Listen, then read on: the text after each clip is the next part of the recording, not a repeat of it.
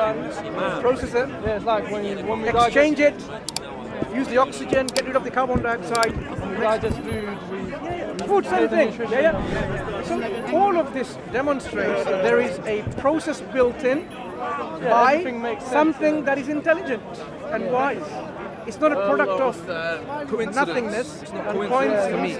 of chance.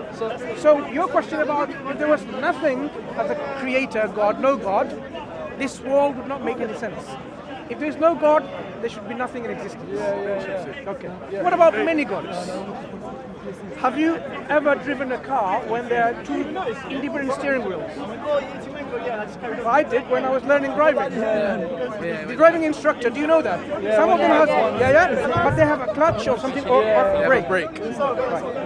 Now imagine you have a car made with independent controls, left and right. Both of you in the car, you're not talking to each other anymore. You want to take the car to the north, and you say, no, I'm going to take the car to the south. Where's the car going to go? Because you have independent control of this car. This car is not going to go, if it goes to the north, then you were overpowered by him. So you're saying if people need to come to... Now I'm talking about the universe.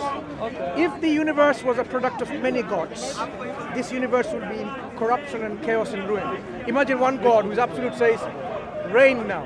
Other god says, no, I want thunder and sunshine, whatever. It's not going to happen. You'll be chaos and corruption and the whole universe will be destroyed. One god says, I don't want this earth. I want to get it destroyed right now. I don't like it. Another God says, I like it, I want it to be here. What's going to happen? Same kind of things. You cannot have more than one absolute being. So polytheism, or belief in more than one God, is something that your heart and your mind will reject. So those people who believe there's more than one God, Can't they like, how do you say? if they compromise, work together, then they are not absolute. An absolute being doesn't compromise. An But absolute can't they being. be absolute together? Okay, think about, let me give you another example. When we're talking about an absolute being. An absolute God has qualities of absolute for everything in terms of qualities. Knowledge, power, will, and so on. Imagine now, there's two absolute beings, and they're all knowledgeable. One of them wants to keep his ideas secret. Can he do that when the other one is all knowledgeable? He's going to find out because he's all knowledgeable.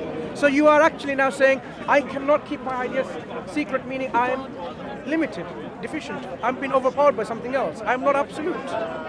So this is what the Quran actually points to in one of the verses. لَوْ كَانَ فِيهِمَا آلِهَةٌ إِلَّا اللَّهُ لَفَسَدَتَا. Had there been more than one gods, there will be chaos and corruption and ruin. Yeah? So polytheism, or multiple deities or gods, is not something that is rational, intellectual, reasonable, or believable. What is left with then, when there has to be a God, not nothing, there cannot be multiple gods, you are left with the concept of one creator, one absolute being. They're not many creators or a concept. Should I put it on? How many more? They're not many concepts which are like this. So you're talking about monotheistic religions or belief systems. And these are like mainly Judaism, Christianity in some way, and Islam in the purest form. Okay? So we Muslims say, from the very beginning, when man was placed on this earth, there has always been this one religion, one ideology, one thing, which is believing in and submitting to this one absolute creator. The same creator guided people at multiple times and places with the same message. But what went wrong is this: people started moving away from this message and making up their own, corrupting it. Imagine the message says, different interpretations and stuff. Imagine the message was, be just, don't steal. And there was guys who are in power, he says, we want to be more powerful. I want to loot and get all this wealth. And he said, the only way I can do that is by somehow changing the scripture, this message of God, and saying, it's okay, you know what? If you loot other people other than your own tribe, or your own nation, or your own country, it's okay. This is how corruption comes in the scripture. And we find this in quite a few religions, where it's saying it's okay to be with this behavior with the goyim, the Gentiles. You've heard of the word Gentiles and goyim? I don't even know what that. So you have a religious tradition like the Jewish people.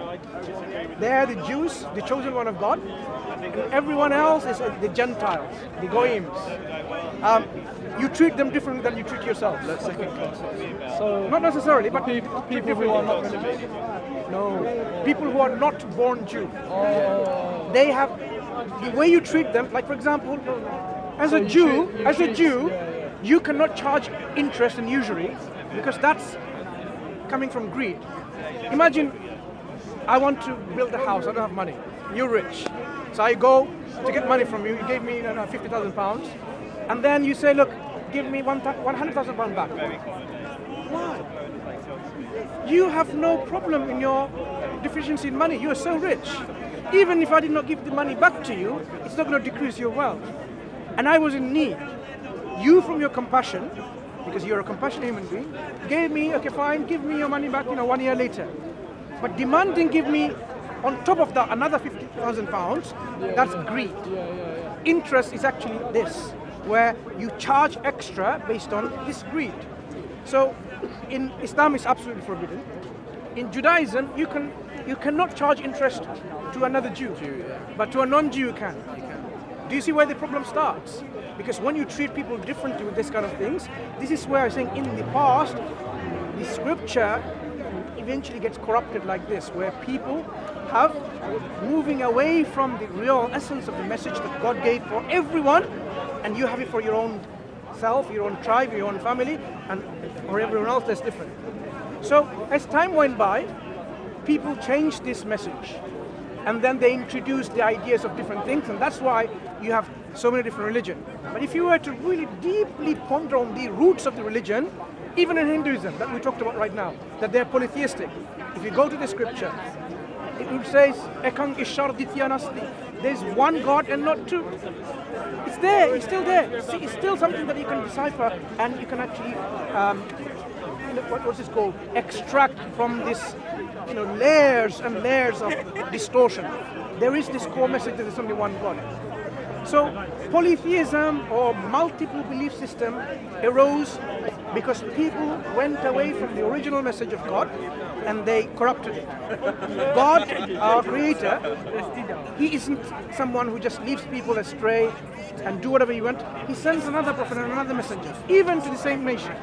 That's why we are told in the Quran that God does not punish anyone, meaning he doesn't require anyone of what they're doing until and unless he sends a prophet or a messenger.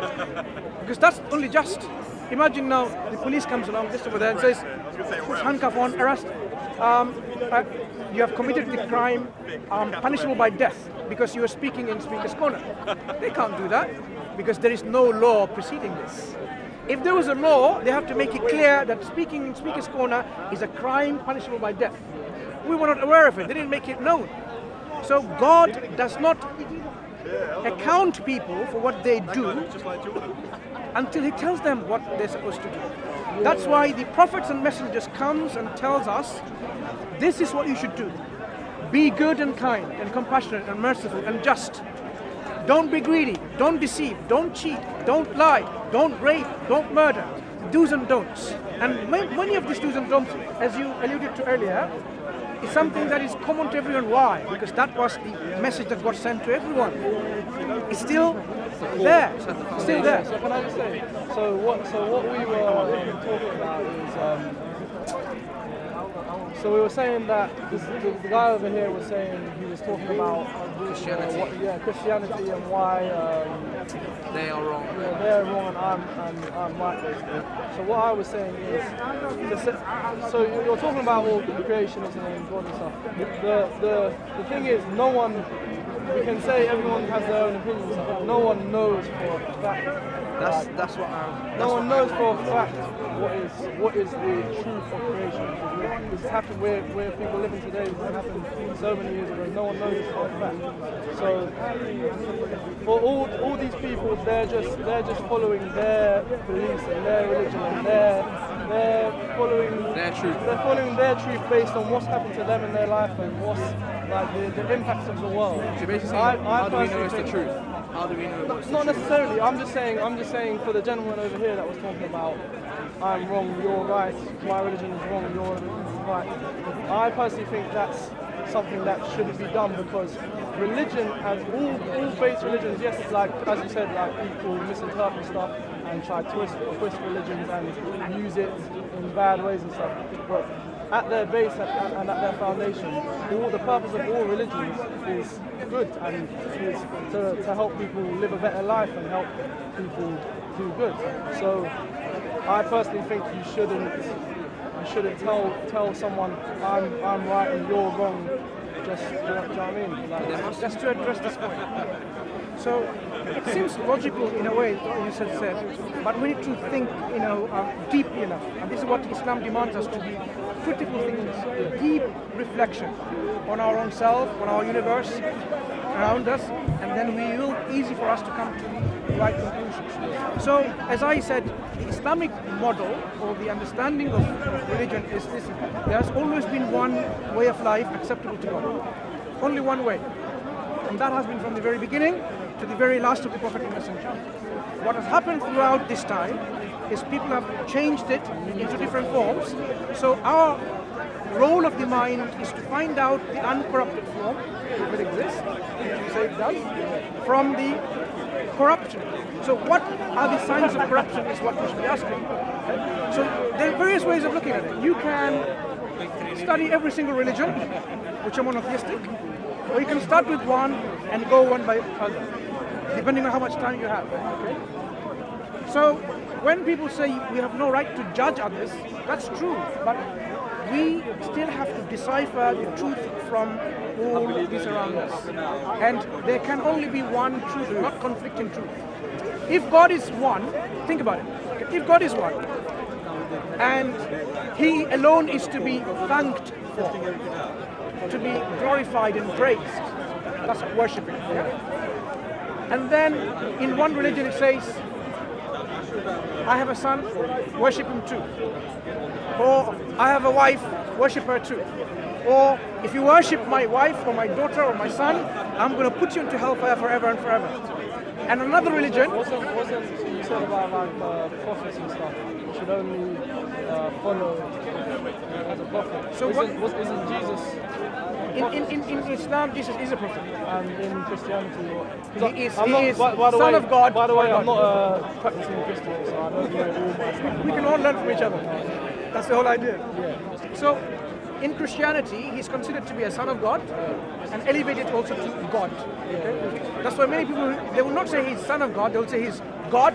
If you press them too hard, he said he's son of God and there is a father of God. Okay? It's like he's the human form. He's God in flesh. He's just bringing God in his... flesh. They say he's God in flesh. Yeah, okay, yeah. so we will just address this point, but at least we have an understanding that there's ways of finding out the truth. Because if there are conflicting concepts of God, you know very well, they cannot all be the truth.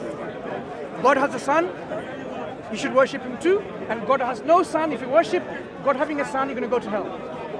Two different contrasting concept and message. They both cannot be true. They're mutually exclusive.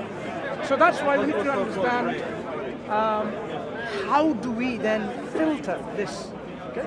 One way of this is by looking at the very concept itself of God and also the revelation. Because the revelation of God, or the scripture, the book that God sends to guide people, because how did God guide people throughout times? The various levels of guidance. In our understanding, God guides people even without sending prophet and messengers by the intellect, by showing them guidance within themselves. Okay? To give you an example, imagine there is an idol worshipper who has made a statue, an idol of some kind, and is meditating and worshipping that God, or worshipping God through the statue. During that meditation, a dog came, lifted one of his legs and urinated on the idol, and it broke the meditation of the worshipper, the individual. And he said, how could this dog do that? He started trying to grab this dog to punish it. The dog started running. He ran after the dog. As he was running after the dog, it clicked suddenly on his head. Hang on. If I'm worshipping a God who can't even stop himself from defiling by a dog, I'm worshipping a God who cannot even protect itself from defilement, being urinated upon. How can that even be God? But the thing is, in animals, humans, we all have free will.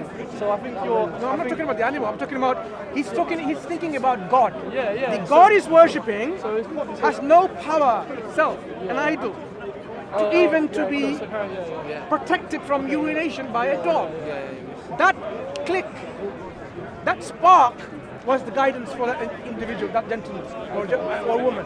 Because that point, he should have realized that this is not God, cannot be God.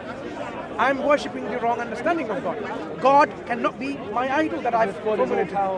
Exactly. So you see, there was no book, there was no prophet or a messenger. It was needed.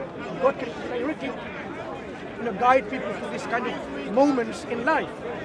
God also gives us a foolproof method of guidance, and that is through raising up a prophet or a messenger from among the people who they know to be trustworthy, truthful, righteous, upright, sincere, so that when this individual brings them the guidance, they are easy to accept it. They are ready to accept it. Imagine, I am the most wicked person, the bad person. Like you have seen me killing, plundering, cheating, lying, all this, and then I come to give you an advice, be nice, don't cheat. You say, get lost, get away. You don't even practice it yourself, and you tell me. That is why all the prophets and messengers, when they came, people, their objection was like, how can God send a man to guidance? But they didn't just reject this individual, because that individual they knew was someone who was trustworthy, reliable, truthful, upright. So our Prophet Muhammad ﷺ, one of the nicknames that he has is Sadiq al-Amin, the truthful, trustworthy individual. People will no doubt accept whatever he says. So even if he said, in fact, at one point during his call, when he was commissioned by God to be a prophet. You see, he didn't make himself. God made him a prophet when he was like at the age of 40. So he went into one of the hills. This is one way of them bringing their attention. And then he would shout, all people like, Ya Sabaha or this, or this community. And people will realize something very important thing is happening. They will all leave their job, their work, their studies, whatever, and they go there and find out what's wrong, what's happening. Because it's a community call where the community is in danger, maybe some kind. So he says, look, if I told you, behind me, behind the mountain, there's an army waiting to attack you, would you believe me? They said, yes, we believe you. We know of you of not lying ever at all. We have never seen you lying, we believe you, we will accept what you say. So that was their testimony. They say, okay, then God has made me a prophet, accept that there's no one worthy of worship God, reject your false deities, worship God alone. And they said, no, we're not going to do that, because there's a different reason why. Because their worship of the deities was also a political, financial interest. Their finance and politics was vested in their worship of different deities that they made, because there was a lot of income and prestige and status was involved with it. Not because they realized there's only one God. They knew there was only one God, but they didn't succumb or conform to this belief. So God sends, coming back to the point, prophets and messengers, the guide, who are trustworthy, reliable, upright person. And when they come with the guidance, people are already receptive. And when the guidance is presented to them, it has its own evidence. Otherwise, anyone can believe in anything, right? So the evidence is within the guidance itself that is brought. So if we consider the concept of God in one hand, we can filter what is acceptable and what is not. If we look at the guidance itself, we can be rest assured with certainty that this is what we're supposed to believe and follow who it is. Because revelation will bring a stop to our speculation, intellectual speculation. Because when we think about other things, we're speculating intellectually, right? So imagine now, this is something I recently was reading up on, how they actually justify this. A concept of God where there are these gopis. These are like cowgirls between the age of, say, 12 to 14 or something, teenage young girls. They're having within their tradition bath in the banks of Ganges or Ganga or Yamuna. Actually, it's Jamuna. This is in India, so you know the story is where it may be coming from. And they're only allowed to bathe there, and no man can bathe there. This is the tradition. So a specific isolated place only for women. So they bathe naked, because between themselves this is tradition. They left their clothes on the shore. God, called Krishna, one of the forms of God, or avatar, or whatever they want to call him, he comes along and he takes the clothes, he goes up to a tree with the clothes, and he started watching and enjoying. Sooner or later, they've noticed someone's watching them, and they then demanded, what are you doing here? It's not something that they gave permission to, from someone to. Give our clothes back. He says no. Come individually one by one. From the water, naked, then I'll give you clothes back.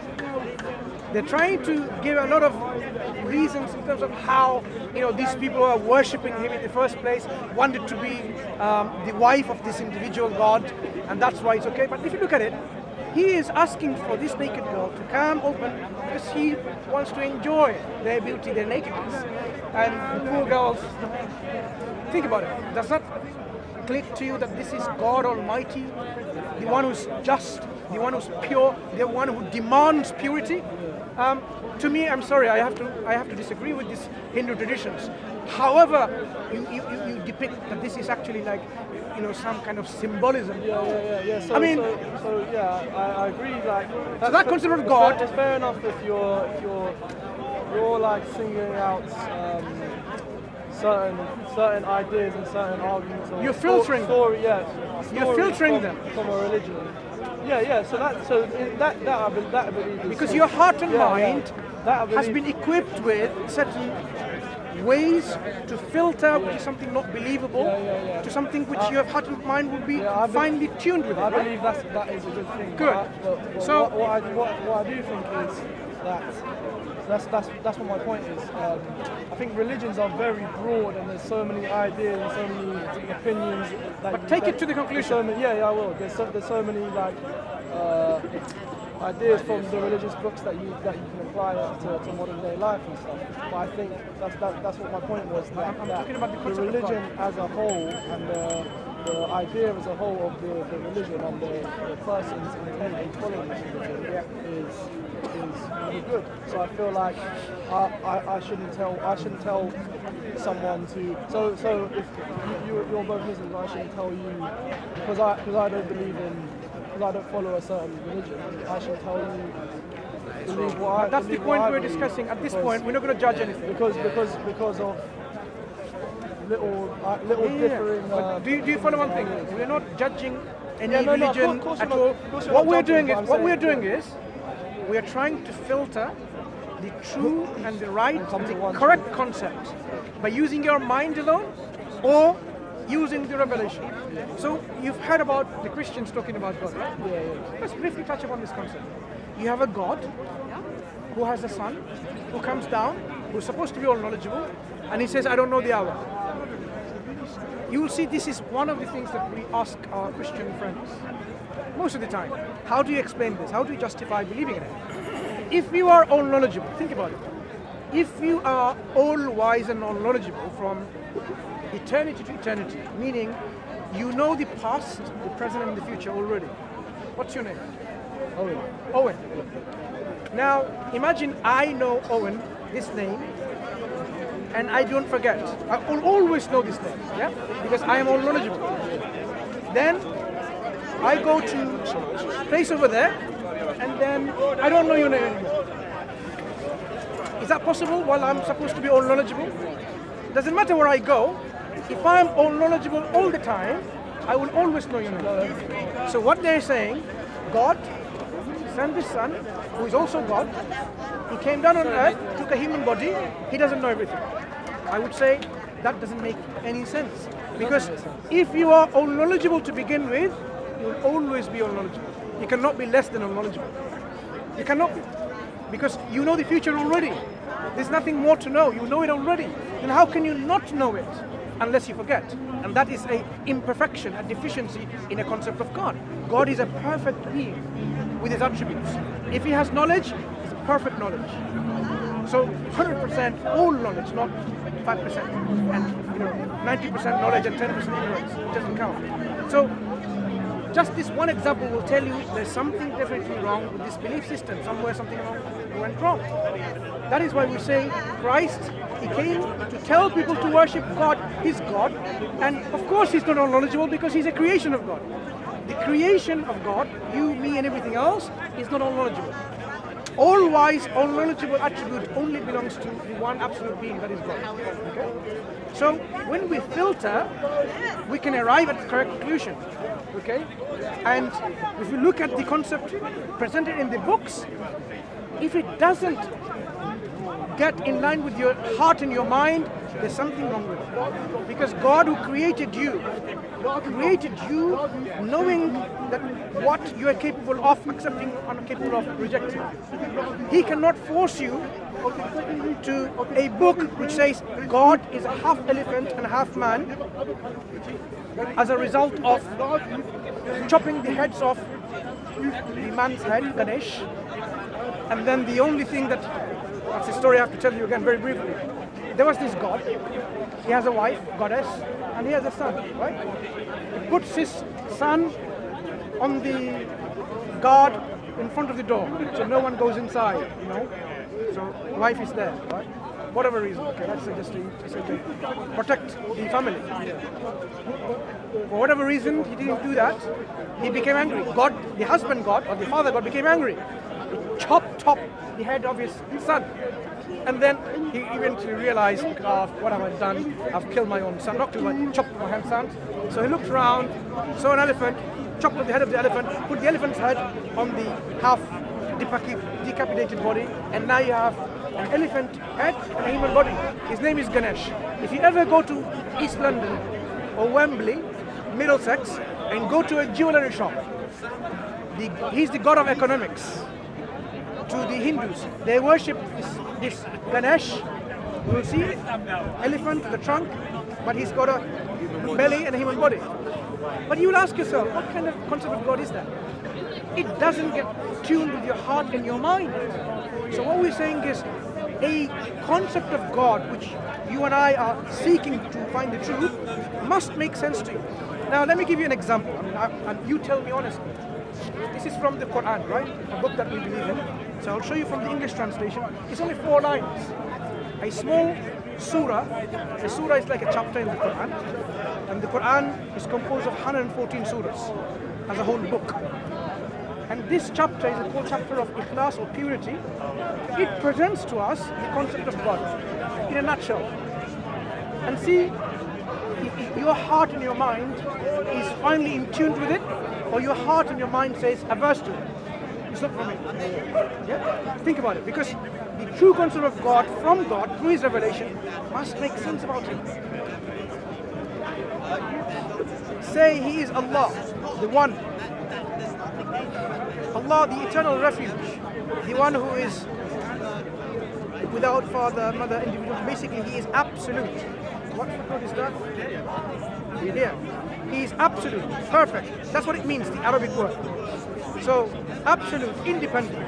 He neither begets nor is born, meaning he's not someone who gives birth to or produces any other. Neither himself is a product of someone else, a parent or lineage. Nor is there to him any equivalent or likeness or comparison. So it's one and only, unique, absolute, independent, perfect. Everything relies on him, depends on him, he depends on no one. He is not born, doesn't produce offspring or children, and there is nothing co-equal or like him in any way, shape or form.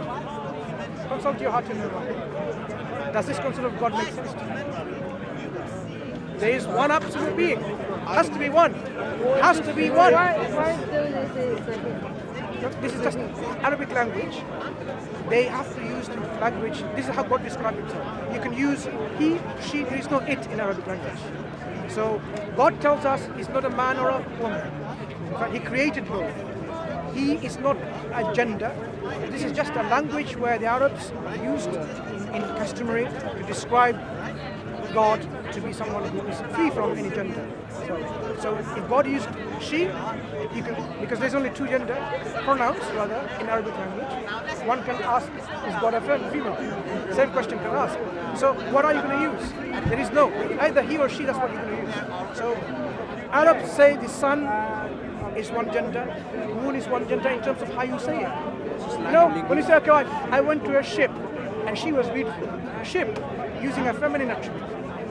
My country is England, she is beautiful. She's not feminine. You see, when we use pronouns, customary use is not because something is a male or a female.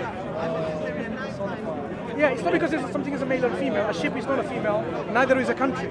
But we just give pronouns because that's what we are. In English, you have another one called neuter gender, so it.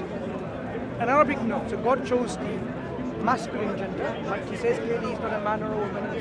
He is the creator of all things. Why did he choose the masculine? You can ask the same question, why did he not choose the feminine? And he will say, why did he choose the feminine? So the Arabs... Yeah, but is there an answer to it? Because in the understanding where feminine gender was considered to be someone who is very gentle, very kind, compassionate, someone like, receptive and so on. God is saying, no, he's the creator. He's the one who also punishes. He's merciful, but he also punishes. It is not within the, say, makeup of a woman to punish. To punish someone. So the Arab mind, this is my humble understanding, will be in conflict. God is like describing with a she, and he's saying he's going to destroy us. I mean, come on. He cannot be. God cannot punish if you describe it with a she attribute. So this is just But that's how you see women. No. Yeah, they don't. I'm saying this is the understanding of linguistic tradition at that time. But when God then tells you that he is not anything, there is nothing like unto him. There is nothing like unto him. He's not a man or a woman or of any kind. Anything that you can imagine is not God. They're saying that he's not a man or a woman, he's not, but that's just the way in which the word. Because the other option is not using any pronouns at all, only using nouns. And they don't. But in language, if I keep using nouns without a pronoun, you will see how difficult it gets. That's the reason why we have pronouns. We say he, she, it, they, we, us, rather than just by names, individuals. We resort to now pronouns for a reason. So when pronouns are used, it is not because he's a male gender, for an absolutely says no. So God, now see how it feels if I use this, okay, for the clarity. God is one and only. Because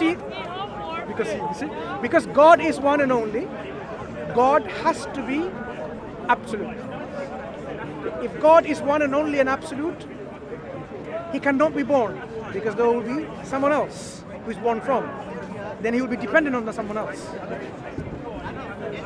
If he also gives birth or produces something, then there's something like God.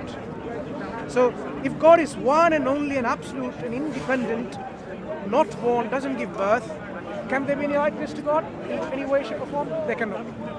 So this concept of God, deeply reflect, your heart and your mind will say, yes, I can accept that. This is how, if I were to believe in God, that's what God should be. That's how God should be like. Why? As I said, no one really knows for a fact.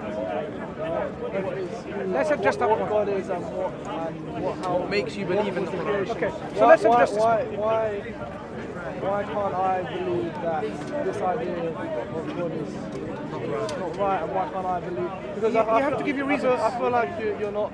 No, because I feel like you're sometimes you're discounting the impact of the world and all the things that happen in the world on people's opinions. Give Owen. Put an alternative concept of God. And let's discuss this too in comparison to me. You said it to me. You said God is energy. Do you remember when we spoke? You said I believe God is just an energy around us. We're just atoms within it. So Yeah, I can't. I don't. That's the thing. I don't have a specific and like, what's the word? Like, haven't decided on a complete It's the idea of intuition, what it's a feeling, and you Yeah. can like describe it. You don't have it. But if you were to take You were talking before, like you said, if you believe in God, you just feel that that's right.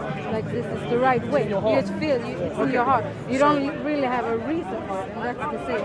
you realise you're not far off the Muslim narrative by saying energy. You're not that far off. Yeah, no. Let's talk about this energy. This energy, we say God possesses energy, and you say God is energy. Difference at the moment. This energy has to be either conscious, self-aware, or not conscious and not self-aware. That's the two options. If you say this energy is not conscious, not self-aware, then this energy cannot bring about anything, cannot do anything. But I don't think it has. I think like the energy is everything. Yeah. Like it's infinity. It's us. It's Sure. not conscious. It is conscious. It's like it's everything, and it can't really be You see, described. in our world, I changes happen constantly. Transformation from one form to the other. Matter, energy into conversion. One form to the other. How things like, how human beings start from a baby and grow older and older and older, and eventually we die, and that's it. There's a process of change and transformation. This process is either directed, willed, or it just happens by itself through this energy. Either the energy is directing it to happen because it's self-aware, it has a goal or a direction or a plan, or it just happens without it knowing or interfering, it just happens. Now, which one makes more sense is the question. Let me give you an example to illustrate my point. Imagine there is a kitchen where you cook. Do you cook?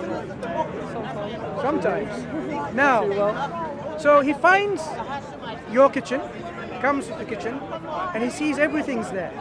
There is a cooker, there's a lighter to light the cooker, gas cooker. There's a fridge, he opens it, there's milk, there's a cupboard on the shelf, and there's tea and tea bags, and there are cups and plates, and there's water in the sink. And he says, okay, I want a cup of tea with, how many sugars do you like? 2 sugars. And he waits there. He waits, and he waits. You, the willing agent, the one who transforms, the one who directs, the one who changes, the one who brings about, yeah? You're not there, okay? You're just watching. He waits and waits and waits. Days goes by, months goes by, years goes by, eons goes by, eons. His tea doesn't get produced. Why so? Because there is no willing agent to will to bring all of this together to make tea. Because a conscious agent needs to will this to happen. He's intending it, he wants it, but there's no one else doing it for you. Because you are the chef, for example, you're the cook, you're not bringing them together, you haven't willed it. This tea will never happen. Doesn't matter, you sit there for infinity. You need a conscious, willing agent to bring all this element, open the fridge door, bring the milk out, and tap the sink, the water in the kettle, put it in the cooker, light the cooker, the gas flames, boils, bring the tea bags, put it. All of these requires conscious processes by a will. If you believe in an energy, which is in control of this universe or not in control of the universe, then without consciousness and will, nothing will happen. It will be like just energy, but no transformation. The fact that we have transformation happening and changes happening tells us that there is a controller, a mover, a director, an organizer. And that's where we say this organizer is what we say God, who possesses, the creator who possesses this energy. Yes, the creator is not without energy, he possesses the energy. He creates. So the difference is subtle, but it's quite important. the energy and the creator, the difference being someone or something that is self-aware, conscious, and has a will. So we say the creator created us with a will for a reason. Our fingerprints testify that we are created for a reason, because it's all unique. If it was just by pure chance and coincidence, two fingerprints should be the same by coincidence. We have established forensic science where we use this as evidence. If the fingerprints match, it doesn't match with someone else's, because our fingerprints are unique. God actually refers to this. People who reflect and think, you know, do you really think that when you are dead and you're rotten, some people say, when you die, when you're dead, that's it? He will not bring you back there, he's not going to gather you back together? He says, no. Certainly he will. Certainly he will. Even to the very tips of your fingers. Maybe nothing special about it. Maybe there is something special about the tips of your fingers. Okay? God alludes to this point, and we know why, because it's very unique. He will bring you back again to the second life, again. As unique as you were, he can bring you back again, no problem. Because God says, he created you first time, he will create you again. Is it difficult? If he creates you first time, he has all this blueprint. If you make something first time, is it difficult or easier to make something like it again? Easier. That's what God tells us to think. If you are created again, why do you then say that there is no afterlife? When you die and that's it? No. There will be justice. There will be a day of judgment where the bad and the wicked don't get away. They will be accountable for what they have done. And the good people, like yourself, the good people will be rewarded for their good. But the wicked people will have their justice seen. They may be punished for what they have done. Yeah? And this is what justice demands, punishment for the people who have done something evil. Imagine someone who is a serial rapist, killer, child molester, you know, ethnic cleansing, whatever, right? And he gets away, lives like a king, dies like a king. So what do you, where is the justice? What do you, how would you, what is the line for that justice, would you say? So you say you named like a rapist, what is someone that doesn't follow a lot of the stuff in the Quran? I got your question. So justice means, again, you will be accountable for your actions. The actions have to be told to you first, which ones are acceptable and which ones not. Otherwise, it's meaningless to go and suddenly say, I'm going to punish you for that when you didn't know whether they're acceptable. So say someone's raised without much of a, they're raised without parents, they don't have anyone instilling. To tell them right from wrong, instilling a religion like a lot of like good Muslims and good Christians do, and say they sin in their life. How would you say that person will be punished? God, of course, is ultimately the judge and the arbitrator in terms of settling the dispute, and he is the owner and the master of the day of judgment. He will judge justly. No one will be unjustly treated. That means if an individual, let me give you an extreme. If an individual were somewhere in a Aborigines or something. somewhere, in like an Eskimo individual, there's only a few people, and no prophet and messenger came, and they left. There's no guidance, no book. And the only tools they have is the intellect. They will be only judged as per the use of the intellect. They cannot be judged otherwise, like, oh, why didn't you do this, why didn't you do that? Because they didn't even know what to do. Okay? That is why in one of the chapters in the Quran, God clarifies this position. That this is all, it's interesting because this is a question people often have. This is in Surah Al-Mulk. I'll show you this. It's very interesting. I asked this question when I was 10. Yeah, look. It's like say someone was taught bad, or they were brought up with a father or mother that was someone that was like immoral and didn't really have a good grasp of right and wrong. They're taught wrong their whole life. So I'm just reading the relevant parts, right? So there are some people who will be deserving to go to a punishment because of their actions and beliefs. So he's describing those individuals.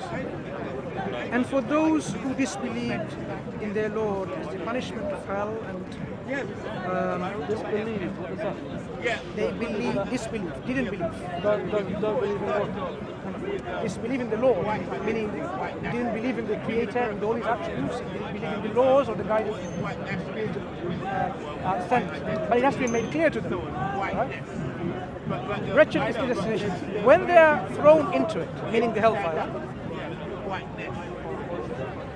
they hear from it a dreadful, invading wild boils up. It's like a fire furnace, like they can feel it, hear it. It almost burns with rage. Every time a company is thrown into it, keepers ask them. So there are gatekeepers of hellfire. Did there not come to you a warning? So even the gatekeeper tells the people, you are now going to go in hellfire. Did no one warn you about the hellfire? Meaning, did you not have this message? What did they say? Or what they will say?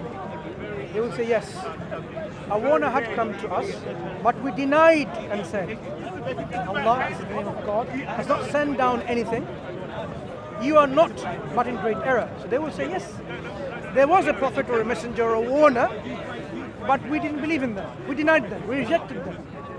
And we said, God doesn't reveal anything. God doesn't send any prophets and messengers. God doesn't send any scripture or any guidance. God doesn't send anything. You are in plain error. A lot of people say that. And they will then say, if only we had been listening or reasoning, we would not be among the companions of the place. If we listened and we heard the prophets and the messengers, or we were reasoning, using our intellect, we would not have ended in this place. This is the role of the intellect God had given us to use. If you use your intellect, you would not worship a tripod. You would not worship a tree.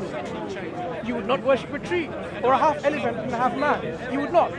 Using the intellect properly and in sound way, you would not worship anything of the creation.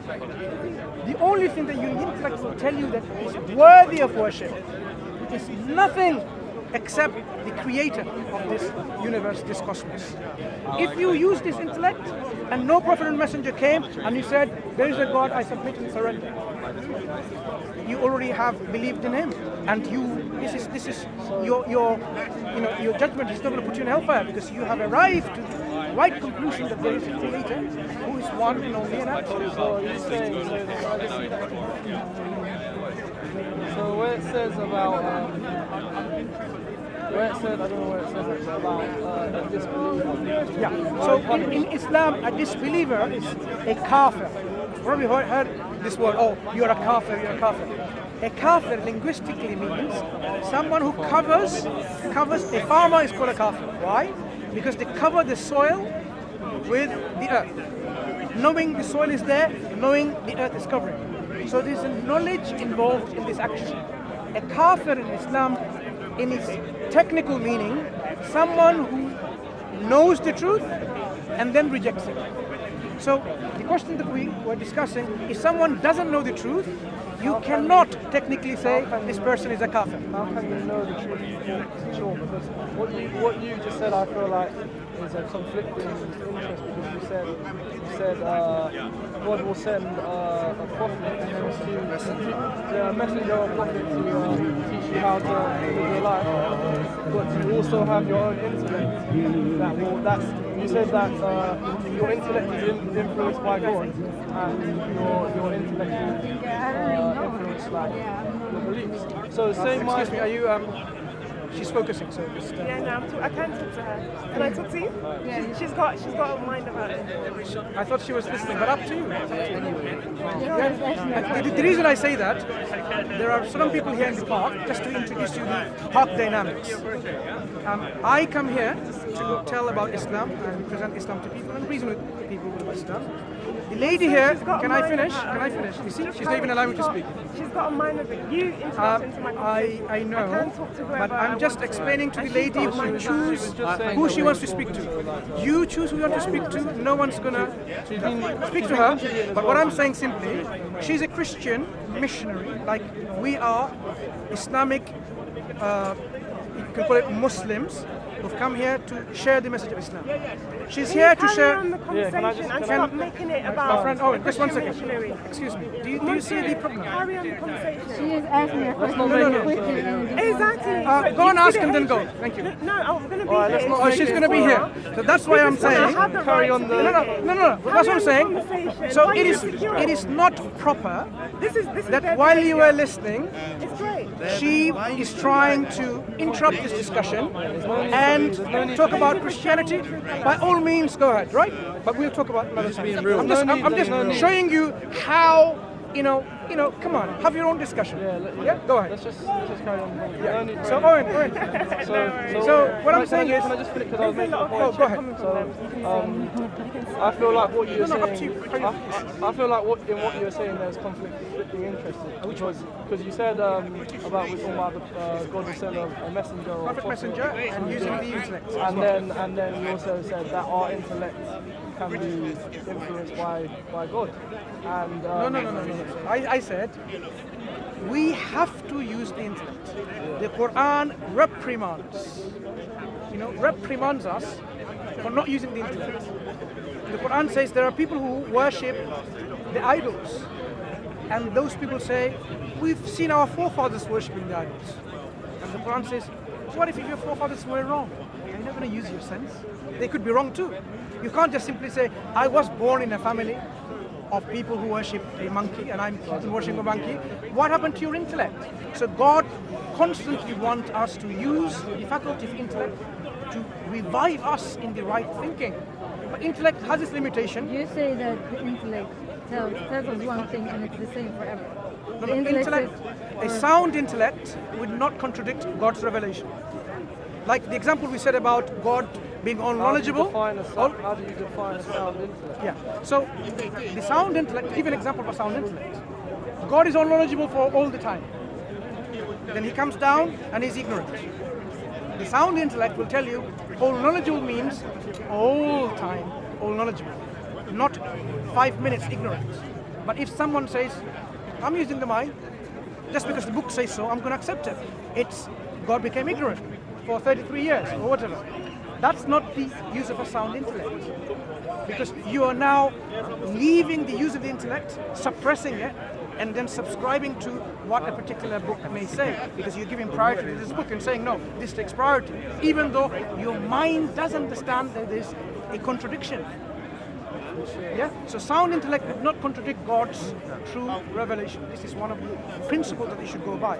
Because otherwise, you can believe in anything. Like I half elephant, half monkey God, and say, yeah. Okay, so my intellect. So my intellect is my understanding of what my intellect is. It's like my logic is. The faculty of your Yeah. reason. So I'm not a practicing. I don't practice any religion. I'm not a practicing Muslim or anything like that. So does that mean I'm not? I don't know. It doesn't really. Well, no, what it means is My intellect tells me that not everything, to not believe everything in these religions.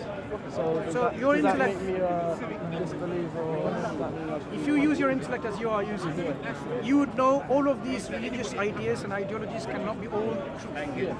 Yeah? So already use the intellect.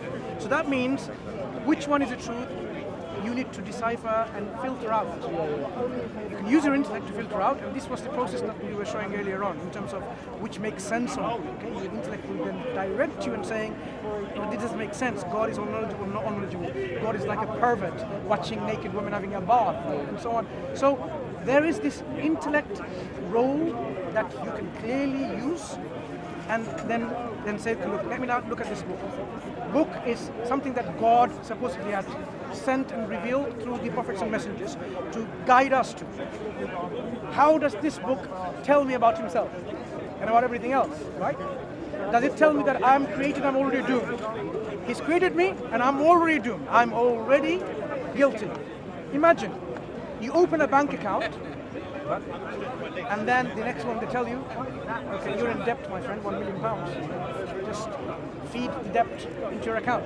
You'd say, how is that? That is unjust. I've just opened a bank account, it should be blank. Yeah, empty. And then I can put my money in, take my money out. But if you're already guilty, like many religions, I don't I don't have to name them anyway. There are many religions who say you are already guilty of a crime that you did not commit. You weren't even there. Someone ate the apple, the fruits. Do you have an example? No, we're talking about Adam and Eve, the first parents. Oh yeah. They were there in a garden, and they, because of their lapse and weakness, being also deceived in addition by Satan, they fall short of the requirements, and they disobeyed an action of God, a command of God. They ate of this tree, and now a religious tradition, a big religious tradition says, you are all guilty, every one of you. You are going to be punished to death unless someone else, like me, God, die for you. Now I see that, look, this is problematic to the very core, one after the other. Firstly, how can I be guilty of a crime that I didn't commit? I wasn't there. I did not have any involvement. You see, an action has to be done by a willing agent who is also capable. Can you make me guilty for not saving someone being run over by a bus? The only way I can save is having wings and flying over there. How can I be held accountable and guilty and punishable by death because I could not save someone in Brighton? I cannot simply go and fly because I don't have wings or transport myself. So not only that I have to have the will, but I have the capacity and the ability. Eating of the apple, I wasn't there. I didn't intend it to happen. I did not eat it myself. So how can I be guilty of that crime which I didn't commit? That is unjust. It's injustice to the very core. Second point, the only way then I can be saved for a crime that I did not commit, do you know how? It's by the God who created me. He commits suicide. He says, I'm going to kill myself to save you. Even more unjust. God creates you in your weakness where you commit actions which is not up to the standard. And then God saves you by killing himself, punishing himself. Does it make sense to you? That's why I'm saying religious traditions must be used and looked at properly and then say, look, what is the concept of God? What is the concept of sin and salvation? What is the concept of heaven and hell? Is there justice there, or is it just like everyone goes to heaven? I'm not talking about your belief, or am I talking about your belief? I'm just talking about a religious tradition. Everyone goes to heaven, or everyone goes to hell. So can I ask a question? Yeah, of course you can. So you just said that it's unfair, right, for someone else, other people to go to hell because of other people. Is that what you, as I understand it, you just said it's unfair. I said you should not be punished for someone else's crime. Right, okay. So is it fair? So according to Islamic tradition, in Sahih Muslim, Christians are going to be put in hell for the sake of Muslims. You misunderstood. You can open up references like you always do. You misinterpret. I've got it. It says Christians are going to be sent to hell on behalf of Muslims. It's there. The reference. Okay, I'll read it out. Let's read and have a look.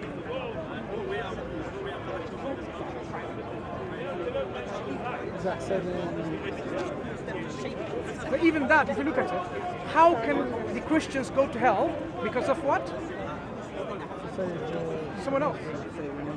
Repeat what you just said before you answered. Let me Repeat what you just said on behalf of the Muslims, yeah, the Christians shall go to hell. Allah's going to put Christians in hell for the sake of Muslims. What do you mean sake of? Explain. Instead of Muslims. Explain what do you mean instead of? Are you saying instead of like Muslims that are committed crimes? You know what? Let me read it so that I'm not outside. So you've read it, but you don't remember. No problem. No, I remember it. I'm saying that. Please. Your text will be clear, right? So I want you to show me a text which has Arabic as well, so I can read the Arabic. Because very often we see here in the park, people have a translation which is also... No, translation doesn't do justice. Translation doesn't do justice to the topic because this is the baggage that we build in what it says. That's why I had to refer to the footnotes when I was chapter 112. This seeking eternal refuge means what? He is perfect, absolute, independent, because that's what the word means in Arabic language. They can't put all there, that's why they put in the footnote, this is what it means. So even if you have something like this in a hadith, we will check the Arabic and then we can explain it to you what the hadith really means. That's funny, I watched this all on YouTube and I'm here now. In between those, So while you're finding it, it is not fair to punish someone for someone else's crime. It will be unjust. God says it's not unjust in any way to his worshippers. It doesn't. Because otherwise you will say, look, how can I be punished for someone else's crime? So when we're talking about filtering the religion, look at the concept of God. So when you look at the Quran and it makes sense to you, and the Quran provides you additional evidence for itself, then you can be sure and you can have that conviction. Remember, we're talking about how can I be sure? How can I be sure with certainty that this is it? Because I can't just say otherwise. Absolutely right. If you're not sure, then you cannot say you're wrong, you're this, you're bad. You can't say that.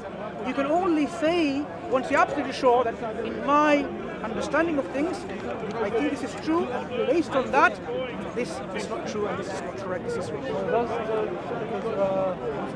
Does the Quran say like if you don't follow Islam, if you don't follow all the beliefs or teachings, does it say you should be punished? Okay, so Islam says very clearly, Inna dina inda Allahi Islam.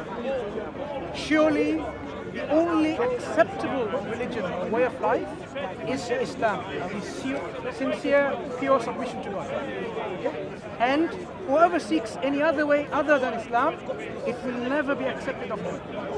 Never be accepted of them. That means, according to the Islamic teaching, the only acceptable ideology, way of life, religion, is the one which is sincere, pure, humble submission to the one and only God. If you submit and surrender to something else, it will never be accepted. If you worship a phone or a man or a woman or a people star, whatever, you will never be accepted of it. God is not going to accept this because He created us for a purpose. If you don't fulfill the purpose, then we will have to meet the consequence. Of the Muslim population, you say a lot, a sizable amount of the Muslim population are Muslims because their family. That's most religions. That's common to So most religions. I'd People say are born into a family. Yeah, so I'd say that. So if I'm not brought up in Islamic household, I'm not taught those values growing up, how can I be expected to? And I'm 19 years of age now. I have my own outlook on the world, and they might conflict with some of It depends now who we're talking about. If it's you, for example, you have the whole world at your doorstep or at your fingertips. You are constantly watching on social media, Twitter, Facebook, WhatsApp, Instagram, whatever, right? The whole world, information-wise, is at your fingertips. That means that means if you used your intellect, you should have used and said, okay, there are more than 1/4 of the world's population who believes in one God. Why? You ask.